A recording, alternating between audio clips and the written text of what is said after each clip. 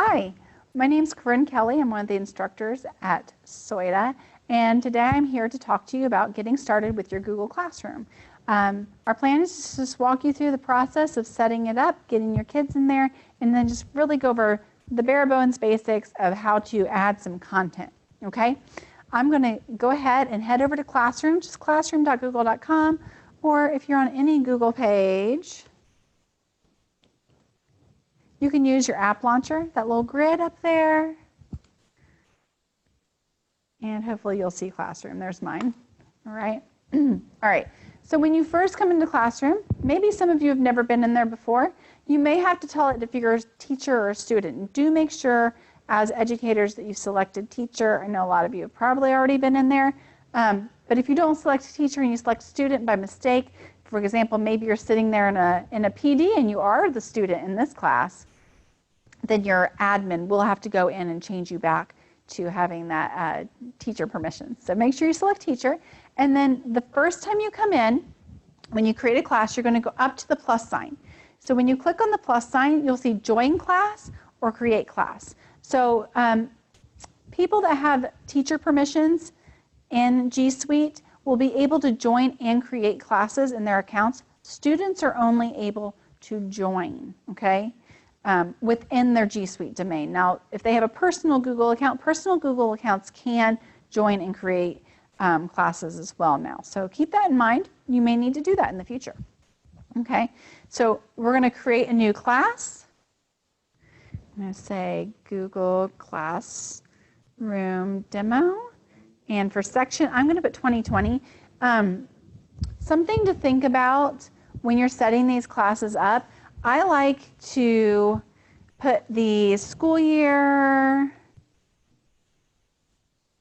either in the title or in the section. So, I mean, if you want to use section for class period, which makes perfect sense, then you would definitely put the school year up in the title. And I do that because later on, you know, maybe next year or 2 years from now, I want to go back and reuse a post or reuse an assignment I did in a previous class. And rather than recreate the wheel, I'm going to, like I said, reuse that post. This is going to make it a little easier for me to find which class it was. Otherwise, I'm going to have, you know, in a couple years, I'm going to have how many 7th grade social studies third periods, right? So just make it really easy on yourself to go back later and find what you're looking for. So you'll put your class name, your section, class period, class year, whatever you're going to do there. The subject, we'll put technology. Here we go. Okay. Got to type it correctly. And then you can put your room number in there if you want. That can sometimes be helpful to students. All right. Click create, and it's going to show up here. So how they organize your classes, they're automatically organized with the newest class right there. Let me go back. There's a little menu pop out right there. Those little 3 little lines, it's always a menu. And then at the top, when you click it, there's a little house that says classes. That'll take you back to that page. That's how you can quickly navigate between your classes without having to go back to home every single time, right? So your newest class is always going to be right here. Oldest is going to be opposite. But if you ever need to rearrange them, just grab them, move them around, okay? You'll see here you've got a couple of little icons. The little trend line, little zigzaggy guy, is to open up the gradebook. There's an integrated gradebook into Google Classroom, and you can connect Google Classroom to Progress Book now. So if you're lucky enough to have Progress Book for your gradebook, it connects really easily. You do that on the Progress Book end. When you go into Progress Book, you'll see that.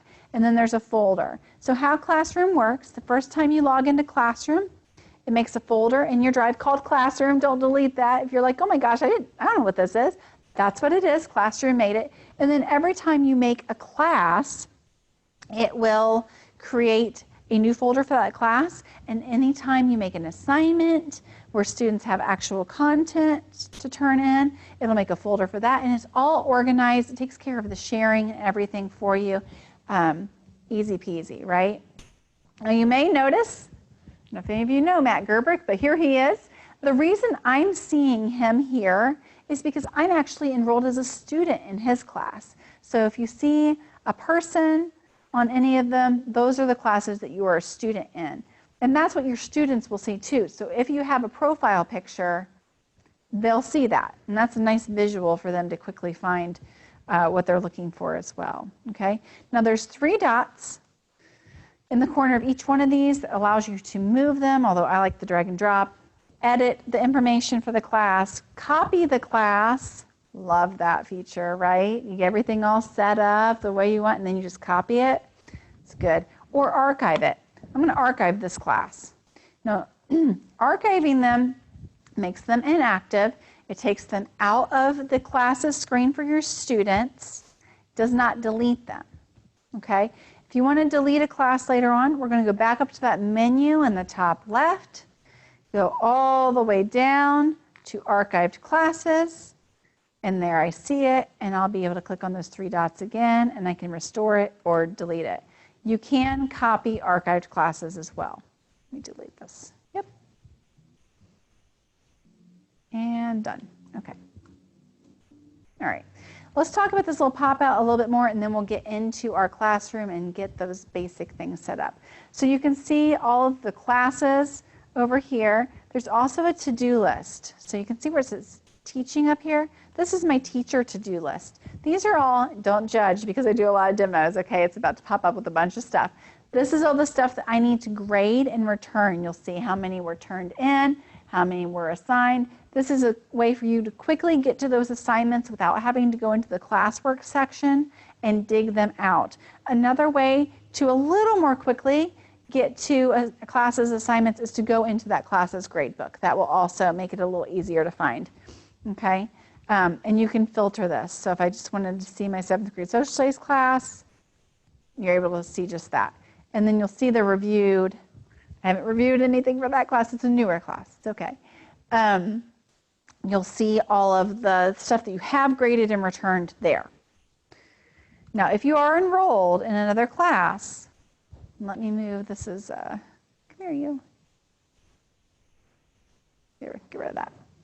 It's still in the way. Click up. There we go. Go away, click up. All right. If you're enrolled in the class as a student, you'll also have a to-do list. Those are going to be all your assignments that you need to do in return, and you'll see your classes there as well. So the kids will have just their to-do list in their classes. They won't have the 2 different sections because they're not teachers, right? Another thing to be aware of in here, there is a settings gear all the way in the bottom. Click on that. You can change your profile picture right from here. Those of you that are eyeing your Bitmojis right now, trying to figure out which one is the perfect one for this. Notifications, this is up to you, okay? If you are not like living in classroom and checking things, I wouldn't turn the notifications off. And honestly, I wouldn't turn this one off, period. You might come down here and turn some things off. But honestly, I leave the notifications on. It's not going to notify you every time a kid turns in an assignment, because that would be a lot, but it will notify you like if there was a late submission. Maybe I need to go look at that. Or if students have resubmitted work that they'd already submitted. So in general, I leave these on, but you can choose. You can choose what you want to be notified for. But in general, I would not turn off this big parent notification. I would make sure I go through this list and decide which ones I need to leave on. Okay? Now let's go into my classroom and just talk about a couple things here. I don't know if you saw, I said I was going into the classroom. I'm going right back here. This little calendar here. So every time you create a class, not only is it created in that Google Classroom folder, it also is going to create a calendar for that class. And anytime you assign something that has a due date, so whether it's an assignment or a question, if it has a due date attached to it, it's automatically going to put it on that calendar. So it's keeping an assignment calendar for you. And every time a kid enrolls in your class, they also receive access to that calendar, so they have it.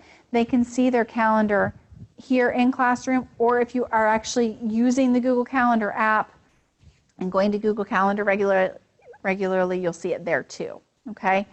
All right, so we're in our class. I've got 4 different sections in my Google Classroom, okay? The stream is the home page. Think of it kind of like your Facebook, right? If you use that, or social media, where the newest stuff's always at the top. Anytime you add something new to the stream, it's going to be up at the top. This is where you have to go to post announcements. So announcements are not assignments. There's no grade tied to them. It's just like, hey, book orders are due Friday.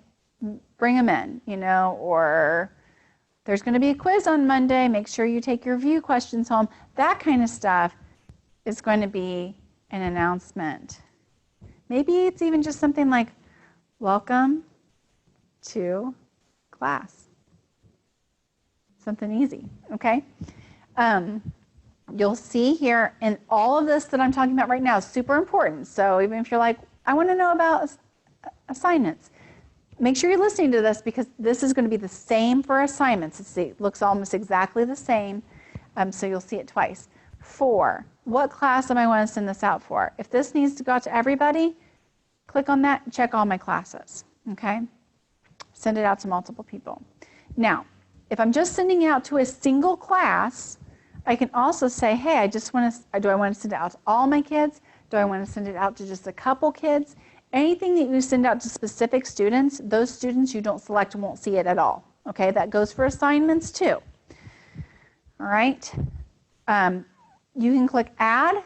You can add something from your drive. You can add a link. You can add a file that you upload from your computer. You can add a YouTube video.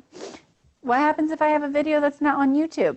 Use the link, right? Or upload it from your computer. So you can add virtually anything on here. If you're ready to post it, you just click post. If you want to wait for later, you can schedule it, okay? So you can schedule a date and time. If you select multiple classes though, schedule becomes grayed out. So you cannot schedule to multiple classes at the same time, and you cannot choose multiple classes and also choose individual students. So if you choose multiple classes to send this to, can't schedule it, and it goes to everyone in the class. If you choose an individual class, you can send it to the whole class, or you can send it to individual students, and you can schedule it. So things to keep in mind. So that's your stream. There's a couple other things that are helpful here. So anything that's upcoming, that's got an upcoming due date, it's going to be right here. Your kids will have this too, and they'll also see it on that home screen. Anything that's due within the next couple days will be listed right there in your little class box, so they can click on. You can select a theme.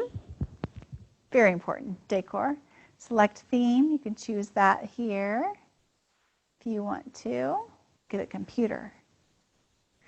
And that impacts the color and everything of your class. You can add your own photo if you want. And then to get kids into your class, the best way to do this, right here under the name and section of my class, there's a class code. And next to it's a little broken box. That's your display box. It's going to put your code up here. So the kids come in, click the plus sign, type the code in. They're automatically in your class. And you can even, there's another little box there, and make it huge. This is really the best way to get kids into your classroom, okay? I'll show you another way, but for the sake of ease, that's the best way to do it, okay? Let's head up here to our little gear. You do have some settings for this class. So when we were in the gear that was under the menu, that was settings for Classroom, the application, the website, okay? These settings are for this specific class. So I can change my class details here.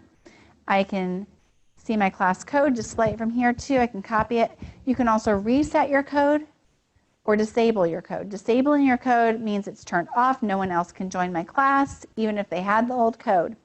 If you disable your code, when you turn it back on, it'll be a different code. Okay, so it's not one set code forever unless you reset it. If you disable it, it will also be reset. Classwork on the stream. By default, it shows condensed notifications. For me, I like to show the whole assignment. Okay, I like this show attachments and details on the stream because a lot of my kids are going to come into the stream and not see everything, and if they don't read, they may not see that assignment. I like to show everything. If your workflow is going to be, hey, we're only using the stream for announcements, you need to go to classwork for assignments, then you can just say hide notifications for classwork on the stream, and then your stream will be strictly those announcements, and your classwork will hold all those assignments. But you need to think about that and think about what your workflow is going to be, how you want the students interacting with this, okay? Guardian email summaries are optional. They have to be turned on at the domain level. So if you're looking at your classroom right now and you say, I don't have that, it's turned off for your domain. If your admin turns it on for your domain, you can choose on a class-by-class basis if those are turned on.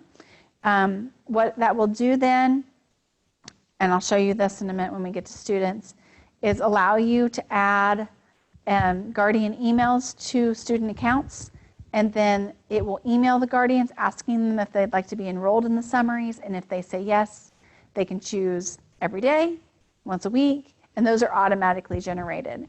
And if Mrs. Smith has told me, my class, that she wants an email summary, and then math class and science class, she's not going to get 3 email summaries. She's going to get 1 with all of our information in it, okay? So if that's something that your parents want or that you think would be a helpful communication tool for you, then you can consider turning those on. Grading. Do you want to display an overall grade? If you're going to display it, do you want to show that to students? It's up to you. And then you can add grade categories. All grade categories are assignment types that have a set value for you just to make it easier for you. So you can say, hey, this is a quiz. My quizzes are always 10 points. So you don't have to type that point value in. So like I did reading logs back in the day, a long time ago. They were 25 points a week. I could put reading log on there. In fact, I will. Reading log, 25 points. And that'll just save me from having to type that in every time I put reading log in as an assignment. Okay? And you can add as many of those as you want. I'm going to hit save. Oh, I forgot a really important thing. Another thing that's in here, the stream. What can your students do? Students can post and comment. Means they can post content or post announcements, sorry. Post announcements and comment on them. Wide open, okay? Students can only comment means I'm the only one posting stuff, but they can comment on anything I post, and then only teachers can post or comment. This is really the most popular thing. You may have instances, though, where maybe you're trying to do blended learning or a flipped classroom, and you want to have that dialogue. You can make it so the students can comment. And if you have students, I'm going to go up here to the people section now, where I would see all my students listed. If you have students, I'm actually going to move to a different class that has some kids in it. Here we go. If you have students who, there we go, yeah, who can't handle it, maybe Kara she can't handle the commenting. It's out of control. I'm going to select her. I'm going to go to actions. I'm going to mute her. I could also email her from here and remove her. She doesn't have a guardian yet, so this is where you would invite guardians. Type mom, dad, whoever's email in there. You can add multiple guardians as well. So once you've added one, there's little dots here to invite more guardians. So if multiple people need those email summaries, that's fine. What else was I going to say? I was going to say something else about that, and it just went right out my mind. It'll come back later, okay? You can also email all guardians. Oh, you know what? I remember. Okay, so Soida Tech, this poor child, surname. Their guardians in here, in my class. I've already added mom wants an email, okay? When they are enrolled in your class, you will not have to put mom's email in and invite her all over again because she's already said she wants these email summaries. So that guardian email is tied to that kid. Until they are removed, they are tied to that kid, okay?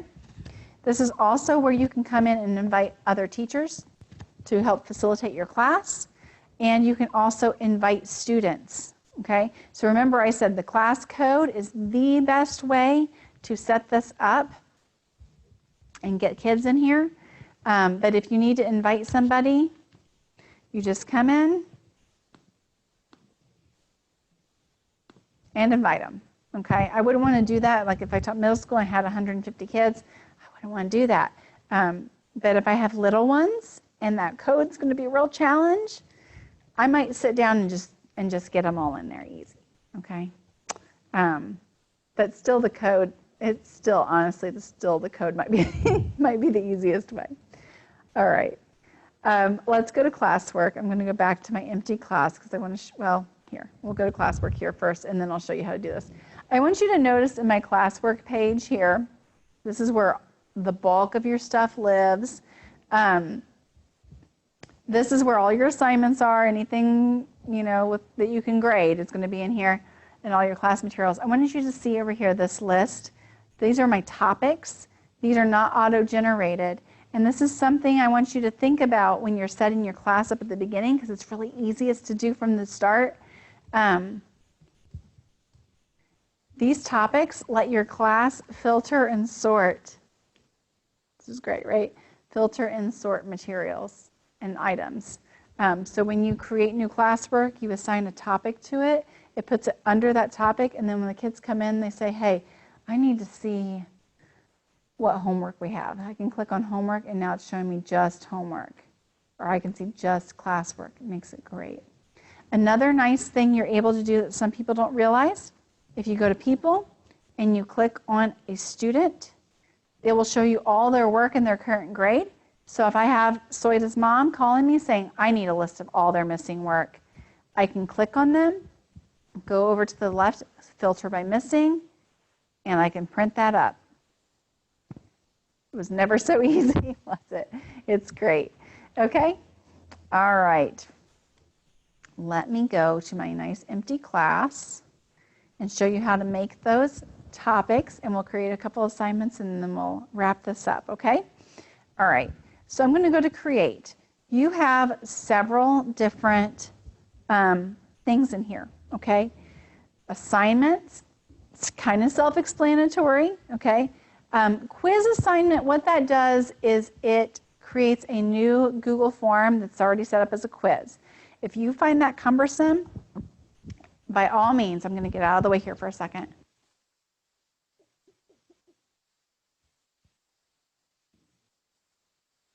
If you find that really cumbersome, then maybe that's good for you. For me, I like to go into my drive, make my form, set it up, and then come into classroom, not the other way around. So I never use that one personally, but some people like it. Question is just a single question, either multiple choice or short answer the kids can respond to. And then there's a reuse post in there as well. There's also material. Materials do not have due dates. They do not have grades. A material is like a class material that we're going to use throughout the class. So if I have a recommended reading list, if I have a syllabus, if I have my grading policy, late work policy, any of that kind of stuff that the kids might want to access throughout, if I have a class website or an online text, any of that useful stuff, I would make that a material. Okay, so the kids can access it. And then we see topics. So let's make a topic. We'll create an assignment. We'll get out of here, okay? All right, so I'm going to click topic. So I'm going to call the first one class materials. And now it's over there. Look at that. And then I'm going to say topic, classwork. We'll just do a couple. And then create topic. All right, now you're seeing that the newest is at the top, even though I created them in order, and maybe I wanted them to be in order. You can still reorder these, okay? So that's why I like to do this at the beginning. So if I want these in a different order, just click and drag them where you want. It doesn't work over here. Frustrating, right? So you got to do it here. So get everything set up the way you want. Come in, make your class, get your topics ready. And then if you're going to make multiple copies of this class, if I teach this for 4 periods, get all your topics and everything ready to go, and then copy the class. And you did that again. Go up here to the top left, go to classes, the little dot, copy. Okay, you'll copy the class, and then you won't have to do this every time. It's nice. Okay, go back to classwork. So I've got some stuff here. So let's just say I want to add my class website. So I'm going to click Create. This is going to be a material. Go down to Material. I'm going to say Class Site. And you can put description. I'm going to click Add. Link. Okay. It's trying. All right, and then it's going to ask me what class, what students, is there a topic. I'm going to say class materials, and I'm going to post. Okay, and it's going to put it right there. It is under class materials. You can click on it, it opens it up. There we go. The other place you're going to see it is in the stream. And remember where I said show attachments? So look at the classwork. Before I clicked on it, it just had this like link. There wasn't anything to click on. Because in the stream I said show attachments, that was already open. I saved my kids a click. They could just come in here and click on it. You're going to see this again when I show you how to make an assignment. Okay? So now what I'm going to do, I'm going to create assignment. And I'm going to say, let's do label the layers of the earth. This is going to be a drawings activity. Drag the labels to the correct target. So what I'm about to show you is how to create a Google assignment that's using Google content. This is going to be the same for docs, sheets, slides, and drawings. Forms are their own animal. You just add a form, it's there. Okay, if you make it a quiz, you can set that up. That's a whole separate discussion. But if I add something from my drive, so add drive. Oh, come here, you.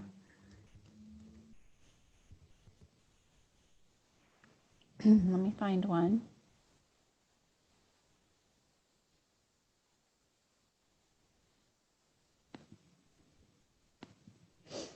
Okay, you're going to see this. This is super important, okay?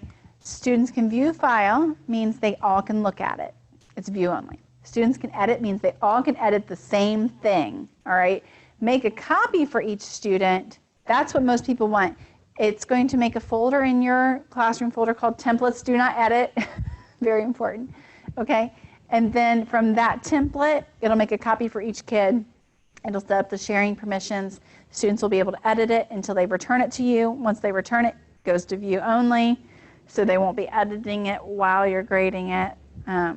They can unsubmit and resubmit. You'll be able to check that when you click on their submissions, okay? So making a copy for each kid. There's all these questions over here, okay? It's for this class, all the kids, great. I'm going to make this, I'm going to make it the reading log. What? No category. There we go. And make it worth 10 points. Okay. Due date. I can do no due date, but if I do no due date, it doesn't put it on the calendar. I'm going to make it due tomorrow. Okay. And then topic, we'll say it's classwork. And then if you have, if you want to use rubrics for something, you can click rubric, and you can create a rubric or reuse a rubric. Okay. Creating a rubric, here we go. This is just one I've already got. Just to show you, what you'll do is you'll put in different criteria, and then you will put in each of the point values and descriptions. So you'll have to sit and make those. But that's really useful if you have rubrics that you're using consistently over and over and over. it would be worth your time. You just have to remember when you create a rubric, what class you created it in. I don't know if you saw me. It said no rubrics, and then it said which class, and I had to go find the class it was in. So you do have to remember what class it's in. So I would be kind of tempted, if it was me, to create a class initially that would be like 7th grade language arts master template or something like that, and set up any grading categories I wanted, set up all my topics, and put any of my rubrics. I got a 3-point writing rubric, I got a 5-point writing rubric, I've got like a presentation rubric. Put my rubrics in there, and then I know they're all in there, instead of like today I made it in this class and next day I make it in another class. I'm trying to find my stuff. So kind of think ahead. If you're going to use rubrics, put them all in one location. It's really helpful. All right. Okay. Originality reports, I wouldn't want that for this. As of right now, and I don't know that this is going to change, I really hope it does, but I don't know. You can use originality reports 3 times per class. Okay. So if you turn originality reports on, what that's going to do is it's going to allow your students to run up to 3 originality reports on their assignment, and then it looks at what they've written and it compares it to what's found on the internet, and it gives them a percentage of originality, and then you will see that as well when you go to grade it, so you can see how much is original. So it's really nice. Okay. That wouldn't make sense for me to do for this because this is just a labeling activity. I'm going to click Assign, and that's it. Okay. So then the kids are able to go in, they complete their assignments and turn it in, and it makes it really easy. You will be able to click on this. See how it now says 0 turned in, 0 assigned, because I have no kids. Underwhelming, right? And then I would be able to click on that, and it takes me to my grading page. If I go into a class that has some stuff in it, go to classwork here.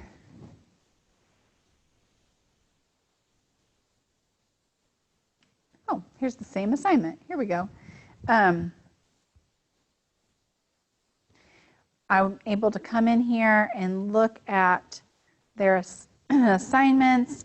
I can give them grade right here. I can send them comments right here. This is the grading tool for Google Classroom. It's really great. It lets me really easily navigate from student to student. It lets me return their stuff. I can see all the files are attached. You would see the rubric here too if you attached a rubric. That's really just, they've come a long way. The last thing I want to talk about before we go, grades. Anytime you assign something that has a grade attached to it, it's going to put it in your grade book. It's struggling right now for some reason. I don't know what it's doing. There we go. Okay. So when their work's late and they don't turn it in, it marks them missing. You can put grades in right here. This is also, like I said, where you can click to the assignment right from there. So your grade book's there. It's just really nice. Now, if you are already using another grade book, I understand if you don't want to put all your grades in here. Just make sure that if you're not doing that, and that's okay with your district, whatever the protocol is, that you're not showing an overall grade. Remember in the settings where you could turn off overall grade? I'd hate for your kids to think they have an F because all of their grades are going into their other grade book, right? So just keep that in mind, all right? Thank you so much for joining me. If you have any questions following this video, my email is just Caryn, C-A-R-Y-N, @soita, SOITA.org. Feel free to contact me. I'd be more than happy to talk to you some more about Google Classroom. Thanks so much.